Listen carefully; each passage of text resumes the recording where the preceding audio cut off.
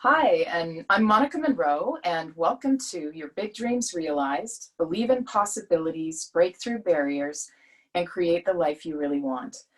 And I am honored to have Kimberly Carson-Richards joining us today. She has a very inspiring story and very motivating story, and I want you to hear it.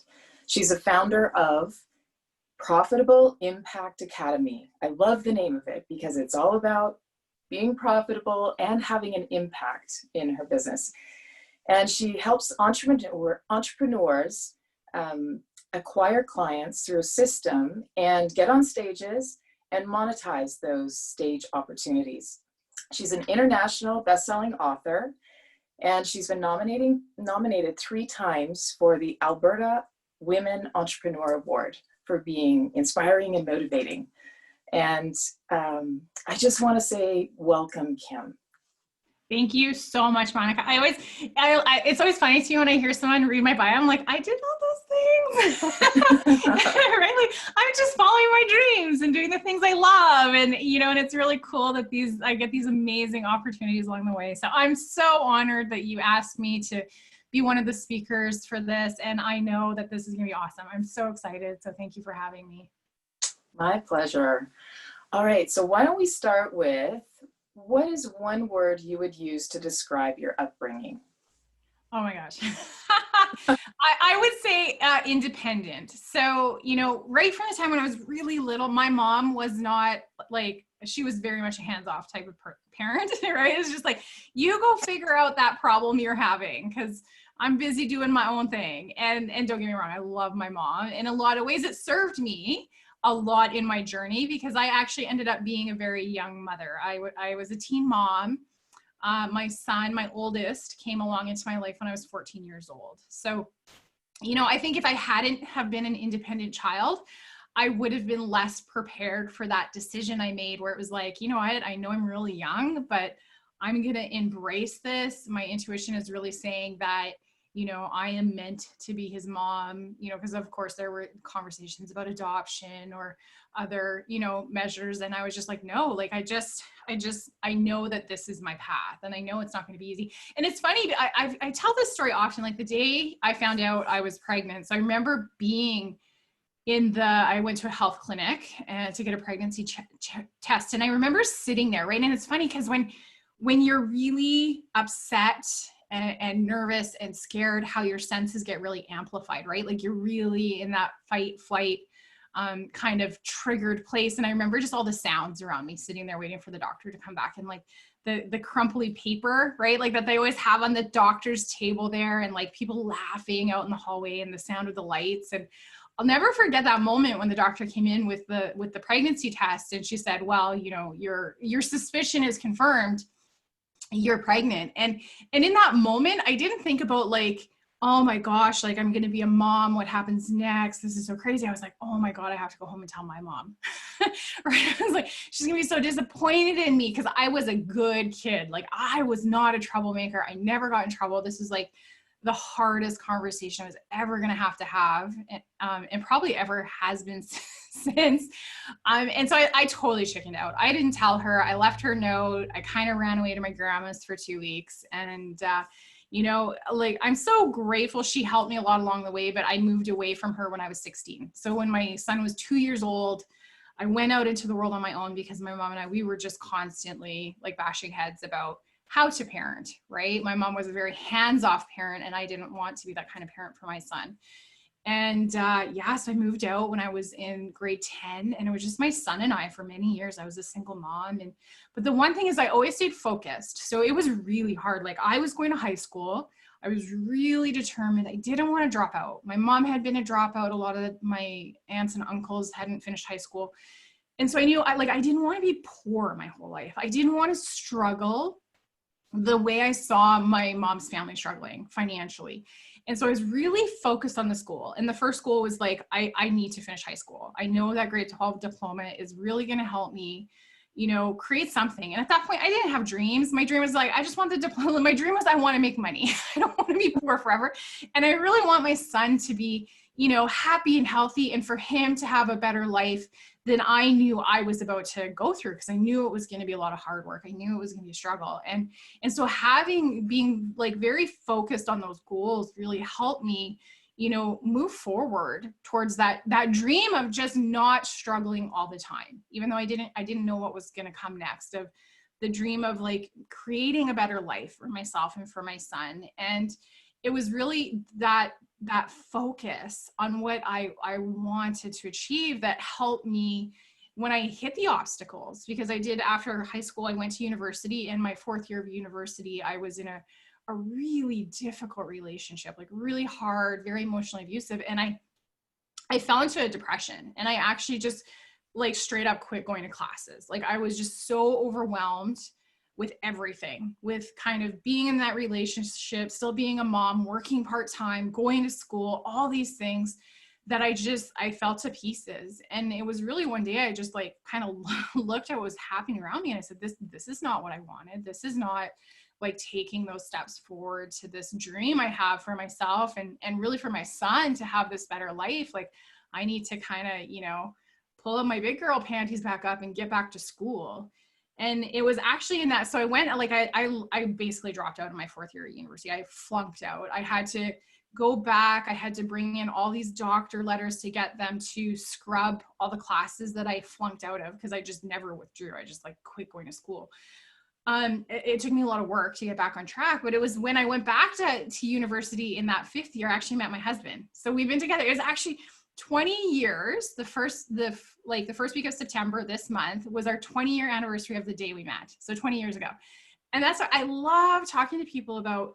You know, you can fall off track with a goal, but if you just keep your eye line on that, you know, that dream you have, you don't know, like, you know, in 5 or 10 years, you'll be looking back and going, wow, like I still got there. Right. And so, and my son is doing amazingly well. That goal I had for him to be happy and healthy and have a better life than I have, that it's totally happened for him. Now he's 28, he's married, he's got this amazing career. He's doing better for himself at 28 than I am at 42, right? Like, it's just so amazing to see that dream and that goal come to fruition, when that entire time I never knew for sure if it was going to happen, right? But I just like stayed focused and kept going. And, you know, and now I'm here and he's off in the world. And once he was kind of gone, I had an opportunity to really step back and go, okay, like, what is the dream I have for myself? Because for a really long time, I was focused on that dream for him. And, you know, and my husband and I were in this place where I was allowed to be like, okay, what do I really want? And that was really what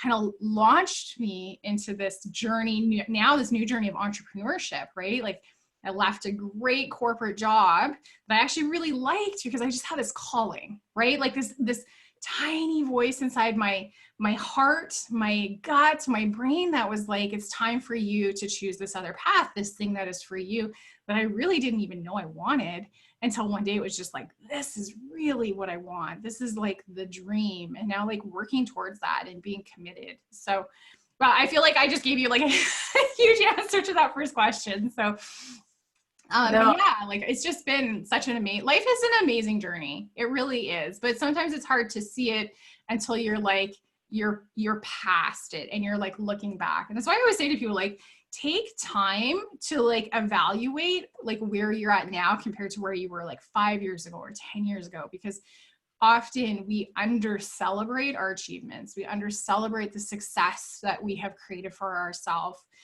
because we're either so future focused or so undervaluing ourselves and the things that we have already done and created.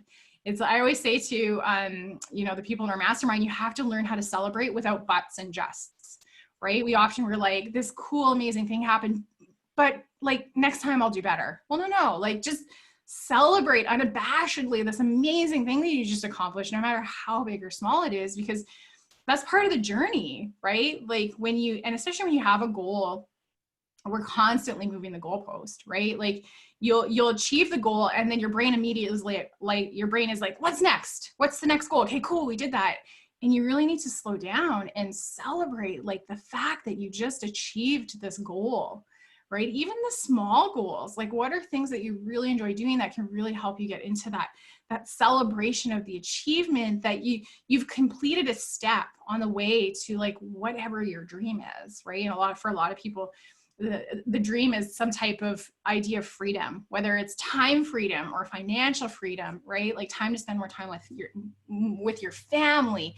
For me, time freedom is the fact that as an entrepreneur, I can go have a bath at 1 PM if I want. Whereas in my corporate job, I would have been in an office all day, right? Like, what are the small things that you can create that are celebrations to really make you feel like you're already achieving the things that you want to have in your life? Big or small. I remember I was having a conversation with a lady and she's like, I don't know why I've been saving my fine china, right? She's like, it just sits in my cabinet. I don't use it. I'm like, what am I waiting for?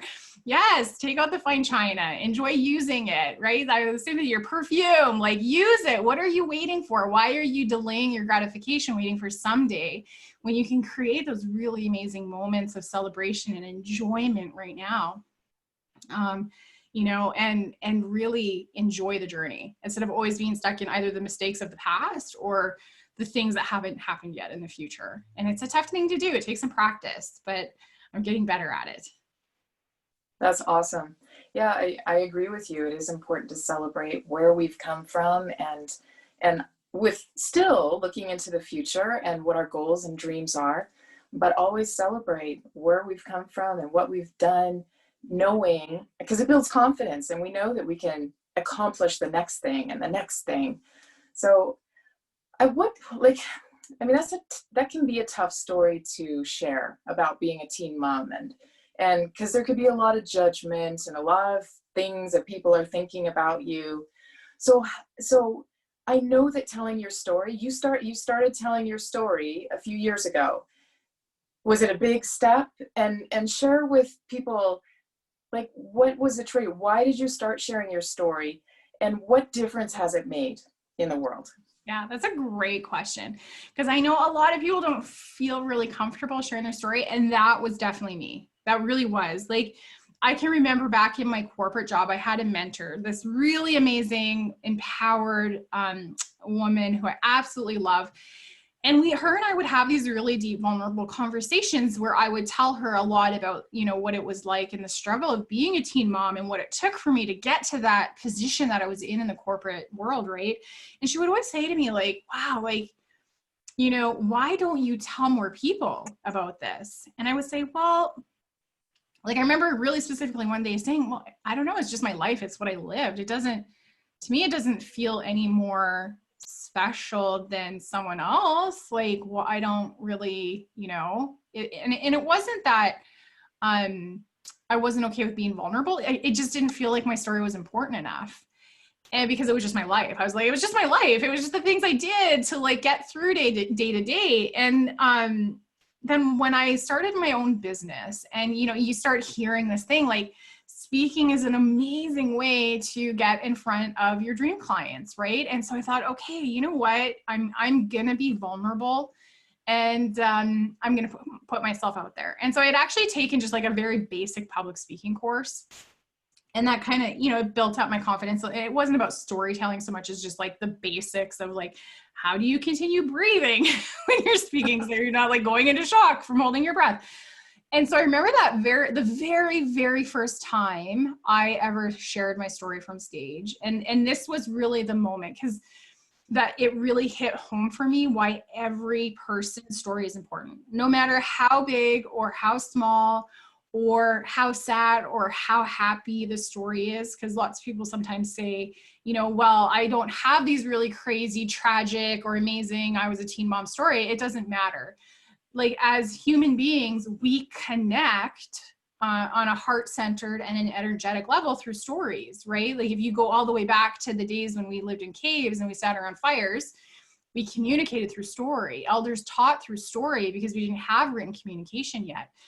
And so that first time I shared my story and I talked about being a teen mom and the journey and how it was really goals that helped me stay on track and be focused on, what I really wanted to create. So I wasn't like just perpetuating the cycle of poverty in my family. And I remember I had, I think, 3 different women come up to me after, and each for their own reason tell me how they felt connected to my story. Even though their story was not the same as mine. It wasn't, but there was something, a theme, excuse me, that like really connected with them. And as each one came up, like one by one, and they, here's the thing, people, when they connect with you that way, they really want you to know, like they'll come up and they'll tell you. And it really hit home for me how, no matter what the outcome, right? Because as an entrepreneur, you love to have people say like, your story really connected. How can we work together? But when someone comes up and says like, your story just helped me have a new realization about myself and about my story and how I had been thinking about my experiences, and it helped me reframe something, or it helped me like reconcile something that had not been settling. And I just feel really inspired now. And thank you for that, right? That's a really beautiful gift that you can give to someone else just by, in a way, being a little bit selfish and talking about yourself, right? And being like, hey, here's what happened to me. And so now, and I see it over and over and over again now with the people that I work with, the clients and entrepreneurs that I work with through my business, that when they get vulnerable and when they share, and it doesn't have to be your whole life story, but when they share those key moments that really became like decision-making moments for themselves, how it really helps other people feel connected and inspired and motivated. And when you give that gift to someone else, that they have those realizations, those aha moments, those breakthroughs, you really truly are creating ripples of impact, because now they get to pay that forward to someone else, right? In that, when they have created a solution to a problem, or they are feeling inspired, they go pay it forward to their friends, to their family, to the community, right? And that's such a cool feeling. And that's one of the, that's like one, for me, that's like, you know, gas in my engine. When I get feedback from people going like, wow, like I came out of your event and I wrote a book because I really want to, you know, create those ripples of impact. I want to share my story with more people, or I got on my first stage and I shared my story for the first time, or you know, this new person wants to work with me because I shared my story. Like, that is the most amazing thing, right? That is the most amazing thing. And you don't have to be an entrepreneur to want to share your story. Think about it. Like when we get together as a family around the kitchen table, what's the first thing we start doing? We start sharing stories. And so if you're willing to be vulnerable and let people into, you know, those more intimate stories that we usually keep locked up inside, you can really, really create change in the world. And that's why I love it. I love seeing other people just like step into their vulnerability and kind of let those stories out. Because we keep them locked inside because either we're a little bit afraid, or we think no one wants to hear them. And I'm telling you, people want to hear them. They really do. And it's just such a cool thing. I love it. I love it so much. I love stories, storytelling. It's just a great way to connect with other people. Yes, it definitely is. And, you know, as you were talking about that, I was thinking, okay, so sometimes we do hold our stories inside because of, you know, how we feel about ourselves around the story. And sometimes we do that with our dreams as well, right? So you're an advocate for sharing our story. What about sharing our dreams? What do you say about that? Definitely. Absolutely. You know what? Like, here's the thing. We all have these dreams we keep locked inside, and you really have to stop. Like you do, we tolerate so much, right? We think we need to stay at the job you don't like, or choose the security over insecurity, or push your dreams down, especially women, like put them on the back burner until the kids are older, all these things. But, you know, I learned the hard way that time is so, so important. Because about a year ago, I actually suffered a brain bleed. And, you know, and it was very sudden. I had no indication that anything in my body was going wrong. My business partner, Kat, and I, we were attending an event away from home. We were about 3 hours away from where we live. And I went to bed totally fine one night. And when I woke up the next morning, I wasn't. And it was such a tiny bleed, right? And there was no cause. The doctor said it's just like this random thing that happens to, you know, such a small amount of people. But what it really reiterated for me was that there was no more time to waste. That there were a lot of things in my life that I had been tolerating because I just felt and thought like I had this, you know, as much time as I wanted, right? Like I'm going to live to be 100, and we just don't know. Like we don't know when our clock's going to run out. And so for me, that was really, it was like a motivating situation where it was like, okay, like I can't tolerate the things I've been tolerating, like not looking after myself, not really pursuing the things that I wanted to pursue in my business because I was afraid, right? Like not fully sharing and being vulnerable, not really putting myself out there as much as I knew I could because I was really allowing fear to stop me. And so when, and this crazy thing happens when you put your dreams out there, when you start telling people what you really want, like if you've ever heard of the big, hairy, audacious goals, right? Like the things that seem impossible, the things that other people are going to tell you you're crazy for wanting, and that's okay. And like, I really want to come back to that. Those people that tell you you're crazy or that it's never going to happen or that you should just stick with the safe, secure route. But when you start sharing out loud the things that you really truly desire, the things that you've been keeping locked inside for no one else to see because you've been worried that people are going to judge you or that they're going to laugh at you or that they're going to tell you it's a bad idea, when you say it out loud, things start happening, right? You set out this like series of events of like manifesting and calling in the things that you want. And these incredible things can happen for you that you just never thought, like opportunities that just like fall in your lap, right? And if you're just keeping it locked inside, you're really not tapping into that, like go a little woo, right? But you're not tapping into that collective energy of the fact that things are always working for you. They're like, you know, the universe, God, whatever it is you adhere to really wants you to have success, but you have to declare and have clarity on what that looks like. And if you're keeping it all locked inside and you're not letting the people around you know about it, then those opportunities will skip by you because people may not even know that that's what you really, truly desire. Now, for those people that, you know, the well-meaning people that you tell them the dream, like I'll never forget when I, you know, at my corporate job, when I announced I was leaving and I had given like a month's notice, like plenty of notice so they could find another person. My closest coworkers were all telling me I was crazy. Like, you're crazy for leaving a job in a recession. You're never going to find anything as good as this. You're going to try and start a business and it's going to fail. It's like way too scary. You should just stick with the security of like being here and getting a regular paycheck. Like to the point where I like for a few people, I actually had to say, like, I understand you're coming from a place of caring and concern and you're well-meaning, but keep your negative comments to yourself. I don't want them. They have no space here because I know that I will achieve success. I don't know how long it will take, but I know I will get there because this is now become my dream. This has become the only thing that my brain and my heart can focus on. And so you don't get space. You can keep your judgment.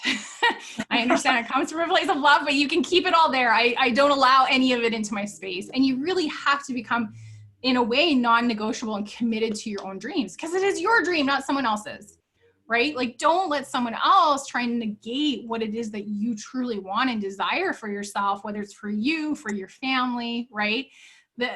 People always come from, you have to remember, people always come from a place of well-meaning, but it's their own fear that they're projecting out on you. That's really, truly what it is. They see all the worst case scenarios and they really want you to know about them.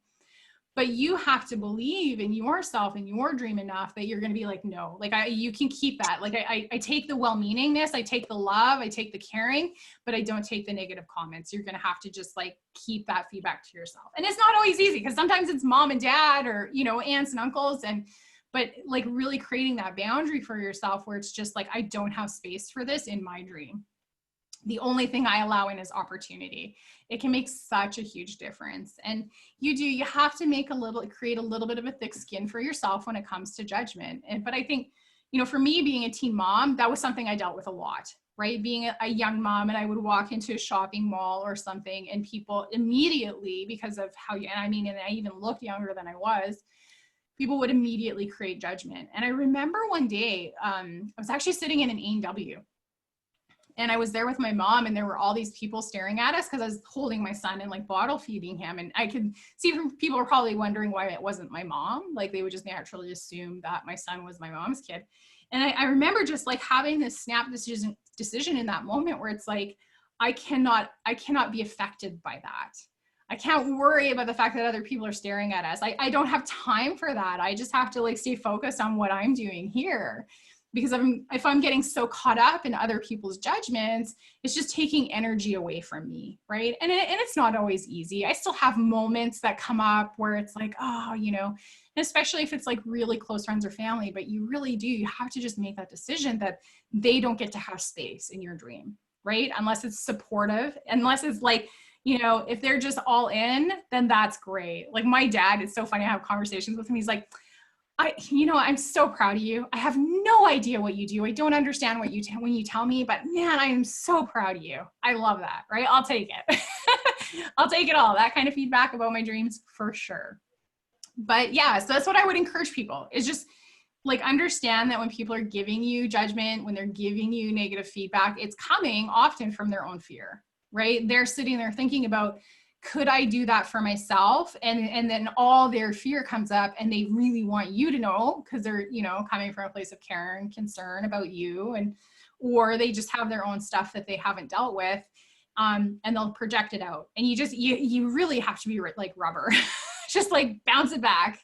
There's no space for it because if you're pursuing your dream, if you're tapped into that, you have clarity, you cannot waste time being caught up in having thoughts and being in that brooding or overthinking of, well, this person said that or did that or thinks that, because then it's veering you off the path of what you want to create. So just be non-negotiable, have zero space for that.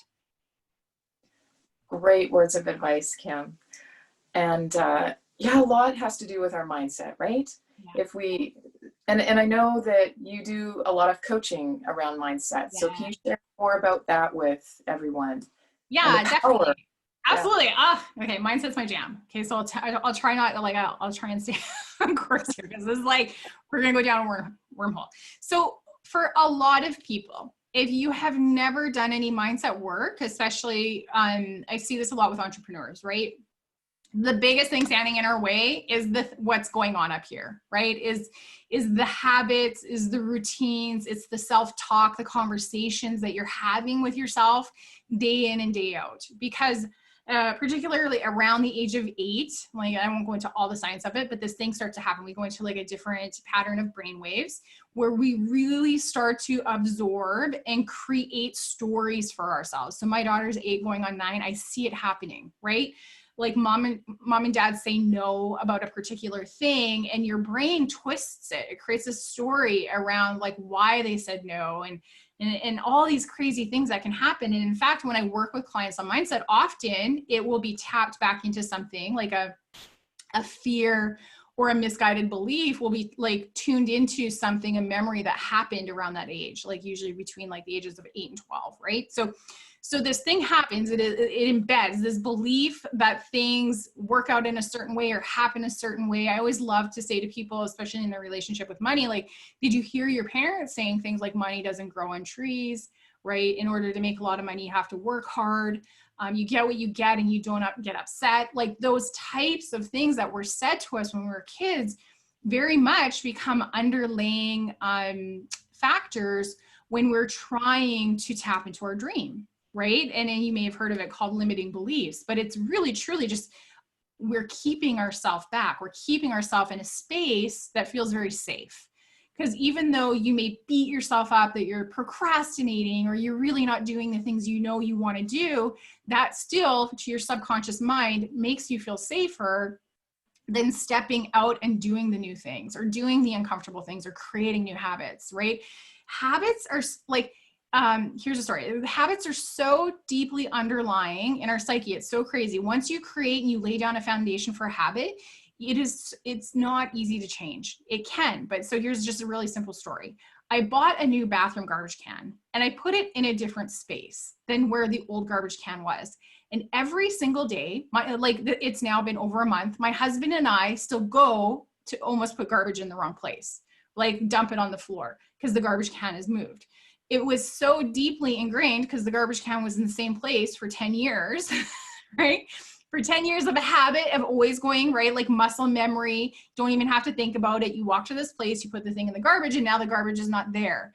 And so we have habits of the way we talk to ourselves, the conversations we have, the things we do, the things we don't do that are there. And until you create the self-awareness of like, okay, something's not working here. I think I'm tolerating something from myself that often people will say is keeping me stuck, or is not allowing me to do or try new things or open myself up to opportunities, right? Skepticism is another defense mechanism that our subconscious mind will use to keep us from like trying new things or seizing opportunities that seem too good to be true, right? Like lots of people always say like, well, like what's the catch, right? Like that's where our brain goes, like what's the catch? Instead of just being like, yes, okay, like let's do this, tell me more, right? So when you really start to work on that and put in some really simple tools in your toolbox to not allow your subconscious mind to stop you, right? To keep you away from what you really truly desire, or the dream that you really have for yourself and your business, or how much money you want to have in your bank account, right? Like people have all kinds of hangups and stories about money. Then that's when you really start to create this really amazing life, a life that feels like it has infinite potential and a lack of boundaries, because you're just like not taking your own crap anymore. Really. And so like some simple tools, like for those of you, if you're not familiar with like self-development or mindset work, some like really simple tools, honestly, meditation, 10 minutes of meditation a day is actually scientifically shown to increase overall levels of happiness. So if you do like meditating every day for like, they did these studies with people, they got them to meditate. So just quiet. It's not like, you know, there's very focused meditation, just like sitting in silence for 10 minutes and just let your mind do whatever it wants, right? Every day for 30 days, people report significantly increased levels of happiness for the following 30 days. So even if you started small and you just put it in your calendar, do 10 minutes of quiet time, even if you did 3 times a week, right? For those of you that are busy, you will start to notice you feel more grounded and you really start to have different conversations on the inside, because a lot of times you could be your own worst bully, because, you know, you sit there and you think like, I really want to do this thing. And then the next thing is, sometimes it's referred to as the itty bitty shitty committee, right? Like all the voices in your head that tells you why you can't do it, why you shouldn't do it, why you should be afraid of doing it, why you shouldn't tell anyone that you're going to do it. And most people are lacking the cheerleader that says, go for it, do it, try it. What's the worst that could happen? Like, let's just see what happens. It's okay if you fail, because then you know how to do it better next time, right? Like a lot of people, they just won't try because they're either so afraid of failure or so afraid of success, right? And so to really tap into that is just giving your brain the space to just have like quiet reflection, but also like recognizing when your own negative thoughts, when that bully is kicking in, and bringing in the cheerleader, whoever that is. You can give it a name, right? Like it could be someone else's voice. Often when I work with clients, they tell me my voice becomes their cheerleader, which I think is hilarious. But someone who's there rude, like that voice inside that's rooting, that you almost like when you get the angel and the devil, right? Like a lot of people are missing the angel in that internal voice, in that internal conversation that's saying, you know what, just go for the dream, go for what you want to create. Don't accept excuses or make up stories about why it's not possible, because each of us has unlimited potential. We just put a lot of obstacles and roadblocks in our own ways. So that's a really simple one. Writing down goals is another great one, right? Like you're 50% more likely to achieve a goal just by putting pen to paper. Then if you set a date to the goal, that increases even more, right? And like going back and revisiting the goals, staying focused on the goal can really help you move past those times when you do get stuck.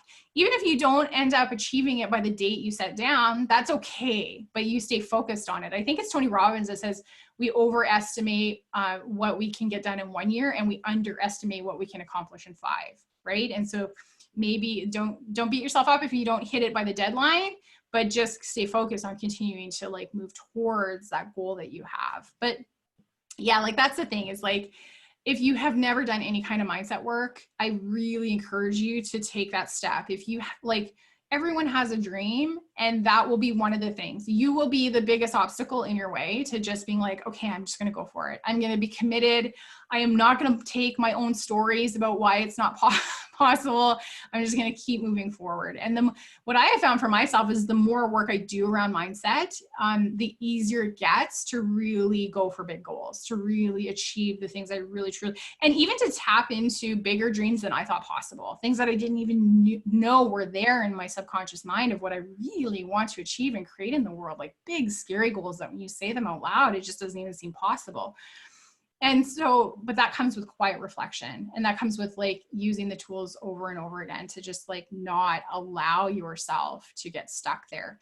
And what happens is, it's not that I don't ever have bad days, but because I have the tools in place, I can pull myself out of that not great space where I don't feel like I'm in flow faster than I used to be able to. So before, where it would mean like, maybe I'm going to lay on my couch and watch Netflix for 2 weeks because I'm feeling pretty stuck.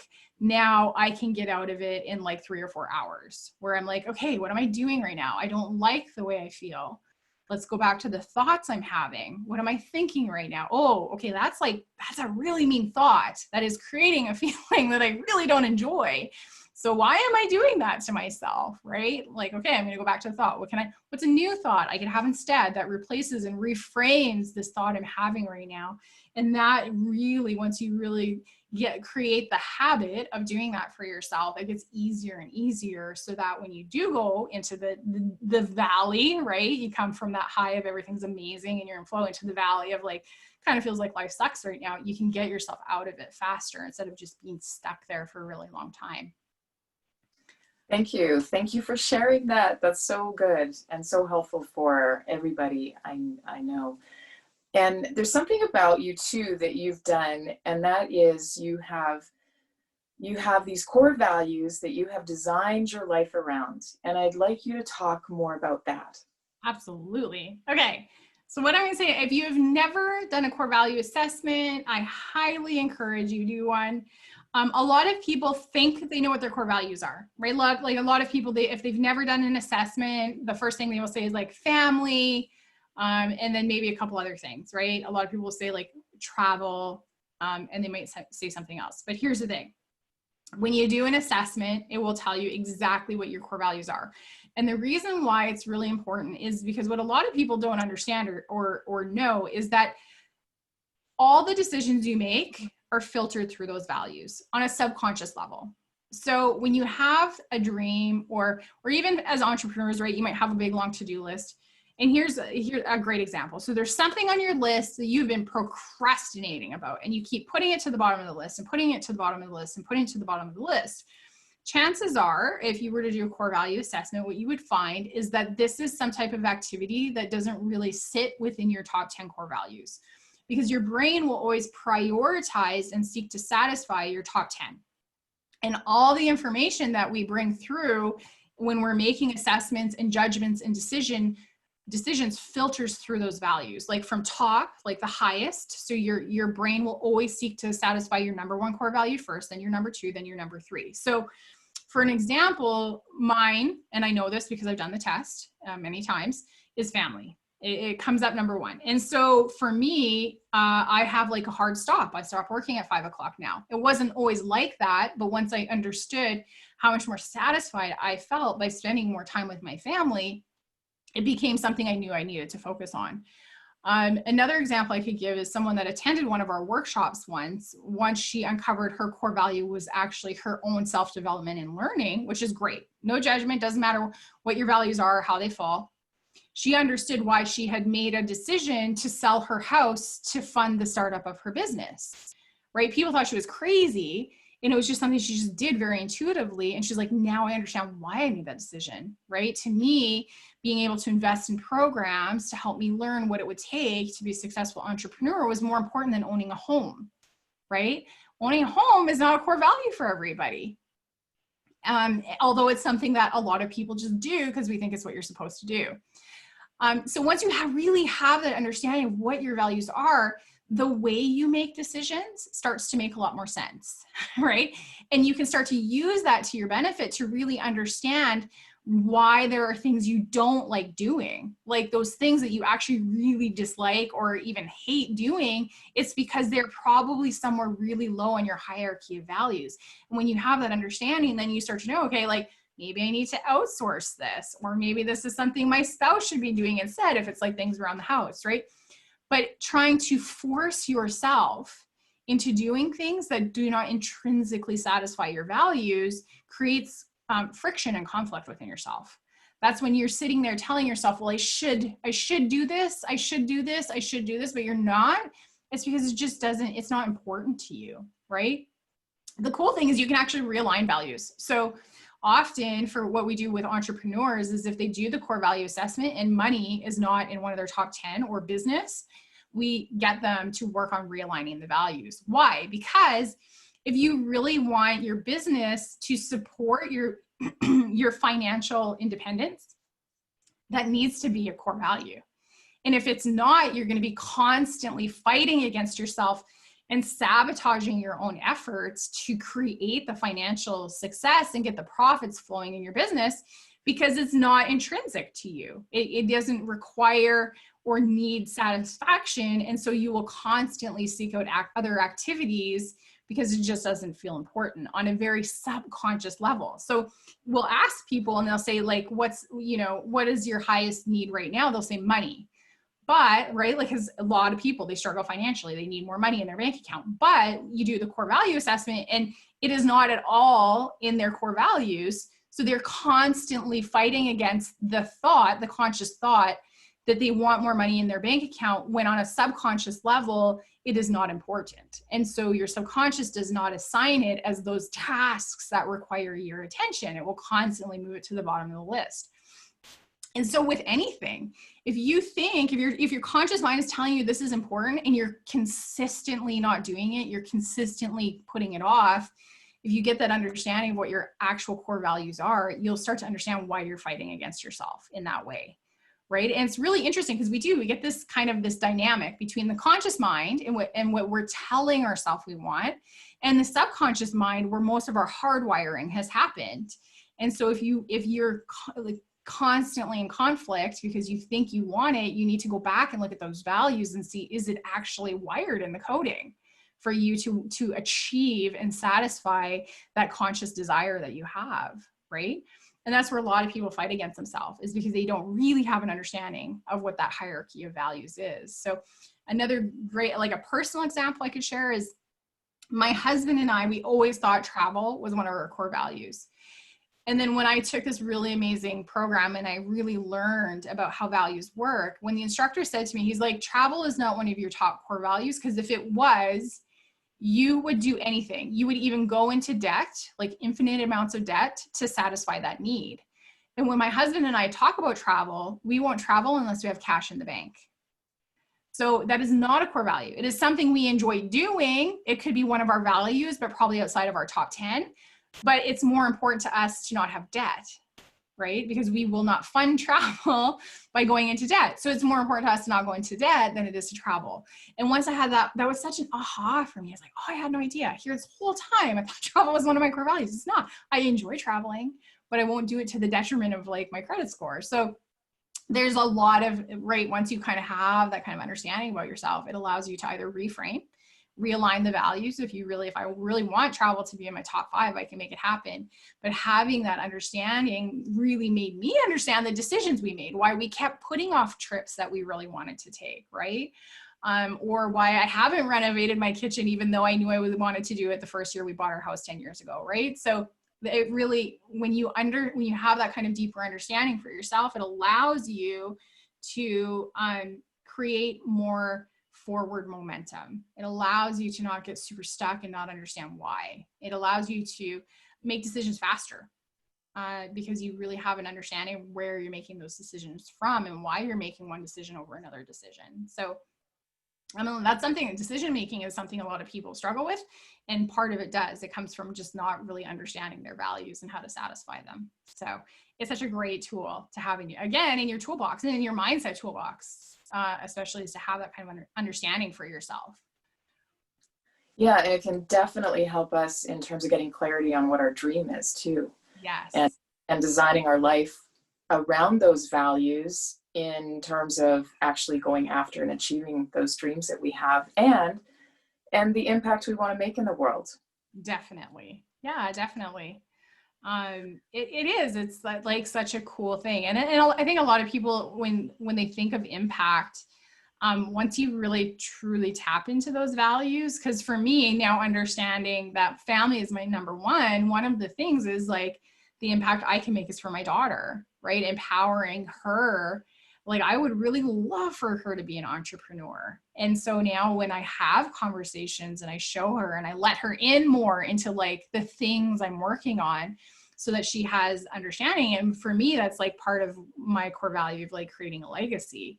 And one of the ways I can do it is through her and allowing her to see that there's so many different ways to get to your dream, not just like the one where we're told you go to school and then go get a 9-to-5 job, right? So exploring the idea that there are infinite pathways to get to what you're dreaming of. So thank you for sharing that, Kim. That's awesome. All right, so I know that you have a free gift that you wanted to give everyone. So can you just tell us a bit about it? Yeah, for sure. So, I mean, one of the things we talked about earlier that I love is I love inspiring and kind of convincing people that it's time to share their story, especially working with entrepreneurs. My business partner and I, like the whole foundation of Profitable Impact Academy is really inspiring entrepreneurs to use their story to connect with their dream clients so that they can make a bigger impact in the world, right? And when you're making a bigger impact, it really comes back to you in the profitability of your business, because what I want is for people to have the freedom, right? The freedom of time, the freedom of lifestyle, the freedom of financial abundance in their life. And so I love inspiring people to share their story, to get in front of audiences, to do a little bit of public speaking and presentations. It's something that I'm really passionate about. And so it's a 60-minute breakthrough call where it can really help you see how you can stop telling yourself stories about why you can't or shouldn't be speaking and sharing your story, and to how it would like really fit into what you're already doing or what you're thinking of doing if you have kind of a business idea, but you're not sure where to go. So, excuse me. It's a 60-minute call. Normally, like it has a value of $500. That's what people pay for an hour of time for strategy with me. And I'm gifting it to your summit attendees. So I love just getting together with people and hearing a bit of their story, but also showing them how they can really leverage it to create that impact, that profitable impact out in the world. So that is my gift. And I know we'll have a link, so we'll share that link. It's long. I can't remember all of it. So I'm sure you'll drop it in the notes, I'm sure. Yes, it is. It's in the email that everybody clicked to watch this interview. So yes. Thank you so much for that, your generosity, Kim. And now we've come to an end of our time together. Well, just about. I just wanted to see if there's anything else that is on your heart to share with everyone, just some final words. I'll let you take it away and then we'll say goodbye. Sure. Absolutely. I think it's a cliche, but I still love it. You know, the saying, feel the fear, do it anyway. Something that really came to me one day when I was on the back of a horse was, you know, my fear and excitement are the same. And so many people, they put off taking those first steps to going towards a dream, to dreaming bigger, to thinking of like, what could I really do that I've been putting off? Because I'm just tolerating things the way they are now. I really want to encourage you to just stop accepting that. Stop tolerating, you know, not having a life that's full of love, that's full of abundance, that's full of potential, and that involves you just stepping past your fear, even if it's just a little bit every day. Because that is really where beautiful and amazing things happen, is like just stepping one toe over that line of fear creates really amazing opportunities, really amazing experiences, and truly at the end of the day, a really amazing life. It is those experiences that are the ones we remember. I know, because I've been laying in a hospital bed in reflection of like, what if nothing is going to be the same from this day forward? So just stop tolerating anything in your life that doesn't move you forward, that doesn't create love or abundance or happiness, or that keeps you not in the journey. So that you're really enjoying like all the days that you have. That would be my final thought. Just enjoy the journey. Thank you so much, Kim. And thank you everyone for joining us. And Kim's words of wisdom, I think you'd agree, are totally inspiring, and her stories motivating. So we will see you tomorrow and look forward to spending more time with amazing experts. All right, have a great day, everyone.